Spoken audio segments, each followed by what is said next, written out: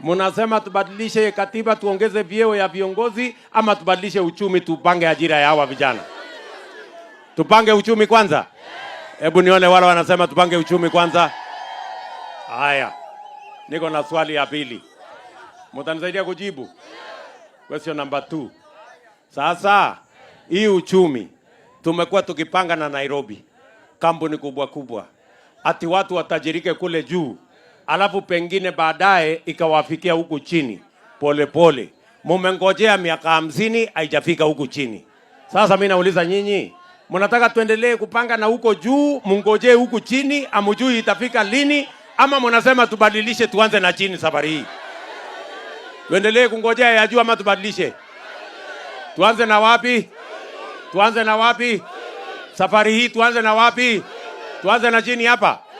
Hapa kwa mama mboga na mtu ya boda boda na mkulima mdogo na mfugaji mdogo, ndio tupande na kila mtu. Mnasema tuanze bottom, alafu tuende up. Bottom, bottom, bottom, bottom. Wapi watu wa bottom up hapa? Nione watu wa bottom up, bottom up.